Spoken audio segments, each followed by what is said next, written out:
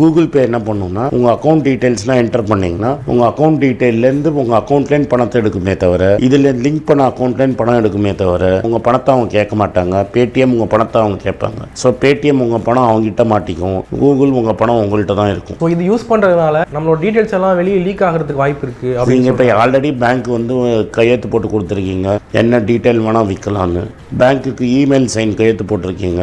Gmail account மூலமாக எல்லாமே கூகுளுக்கு தெரியும் ஆல்ரெடி. அதனால் லீக் ஆகிறதுக்கு புதுசாக ஒன்றும் கிடையாது. எல்லாருக்கும் எல்லா டீட்டெயில்ஸும் ஆல்ரெடி தெரியும். பேங்க்கில் இருக்க உங்கள் அக்கௌண்ட் டீட்டெயில்ஸ் வந்து உங்கள் மொபைல் நம்பர் மூலமாக ரிட்ரீவ் ஆகுது அப்படிங்கும்போது அது கொஞ்சம் ஆபத்தான விஷயமா தானே? ஒரு ஆபத்தும் கிடையாது. இன்றைக்கே உங்கள் பேங்க் அக்கௌண்ட்டெல்லாம் ஒரு ரிலேஷன்ஷிப் மேனேஜர்னு இருக்கான். இங்கேருந்து இன்னொரு பேங்க்குக்கு சம்பளம் ஜாஸ்தியாக இருக்குன்னு தாவினோன்னு உங்கள் டேட்டா பேஸ் எல்லாம் எடுத்துன்னு தான் இன்னொரு பேங்க்குக்கு போகிறான். அதனால் data base is commonly floating everywhere. அதை வச்சு அவங்க மிஸ்யூஸ் பண்ணுறதுக்கான வாய்ப்புகள் இருக்குன்னு. மிஸ்யூஸ் எல்லாம் ஒன்றும் நடக்காது.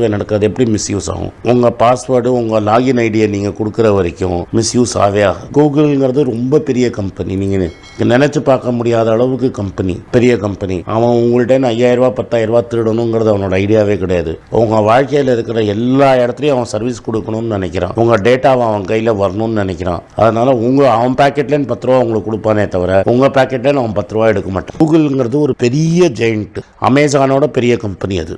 அண்ட் அவங்க அவ்வளோ கேஷ் ஜென்ரேட் பண்ணிகிட்டே இருக்காங்க. அவங்கள்ட்ட ஏகச்சக்க பணம் இருக்குது. அந்த பணத்தை வச்சுன்னு என்ன பண்ணணும் தெரியாமல் தவிச்சிட்டு இருக்காங்க. அவங்க ஏன் இதை பண்ணுறாங்கன்னா, இந்தியாவில் இப்போ தான் நீங்கள் பேமெண்ட் கேட்வே லிங்க் பண்ணியிருக்கீங்க. உலகத்தில் அவங்க எல்லா இடத்துலையும் இந்த கூகுள் பேயை முன்னாடியே லான்ச் பண்ணி பல வருஷம் டெஸ்ட் பண்ணிட்டாங்க. இந்த கூகுள் பேங்கிறது பேமெண்ட் கேட்வே. பேடிஎம்ங்கிறது வந்து நீங்கள் இன்னொரு இடத்துக்கு பேமெண்ட் தான் பண்ண முடியும். இப்போ நான் ஒரு சினிமா, இப்போ நீங்கள் வந்து ஒரு சின்ன ட்ராமா ஈவெண்ட் போடுறீங்க. இல்லை, நானே துபாயில் வந்து ஒரு ஈவெண்ட் பண்ணேன். நான் என்ன பண்ணேன், பேயூ மணிங்கிற ஒரு கான்செப்டில் போட்டேன். பேயூ மணி மூலமாக நான் பணத்தை கலெக்ட் பண்ணேன்.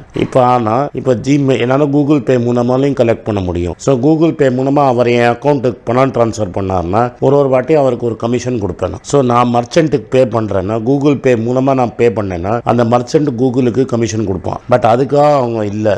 அவங்க என்னென்னா உங்கள் டேட்டா ஃபுல்லாக உனக்கு வரும். உங்கள் ஆல்ரெடி இமெயில் மூலமாக எல்லாரும் ஜிமெயில் மூலமாக உங்களை பெனட்ரேட் பண்ணிட்டான். ஆட்டோமேட்டிக்காக நீங்கள் ஈஸியாக கூகுளை நம்புறீங்க. ஏன்னா இவ்வளோ வருஷம் கூகுள் ஜிமெயில் யூஸ் பண்ணியிருக்கீங்க. ரொம்ப பெரிய ஃப்ராட் ஆனது கிடையாது. எவ்வளவோ டேட்டா கொடுத்துருக்கான் உங்களுக்கு. ஆட்டோமேட்டிக்காக கூகுள் மூலமாகவே நீங்கள் பே பண்ணுவீங்க. கூகுள் மூலமாக பே பண்ணுறச்ச உங்கள் பேங்க் அக்கௌண்ட்டில் எவ்வளோ பணம் இருக்குது, நீங்கள் எவ்வளோ கடன் வாங்கியிருக்கீங்கிற எங்கள் இன்ஃபர்மேஷனும் உனக்கு தெரியும். அந்த கிரெடிட் ஹிஸ்ட்ரியை படித்து உங்களுக்கு கடன் கொடுக்கலாமா வேண்டாமான்னு டிசைட் பண்ணி பின்னாடி அவன்கிட்ட இருக்கிற நிறைய பணத்துலேருந்து உங்களுக்கு இப்போ ஓலா கிரெடிட் லிமிட் கொடுக்குறாங்க. வந்து ஓலா யூசேஜை பொறுத்து கிரெடிட் லிமிட் கொடுக்குற மாதிரி கூகுள் பேங்க் இல்லாமல் அவன் பணத்தையே உங்களுக்கு கிரெடிட் லிமிட் மாதிரி கொடுப்பான். அந்த கிரெடிட் லிமிட்டை யூஸ் பண்ணி நீங்கள் பொருள் வாங்கலாம்.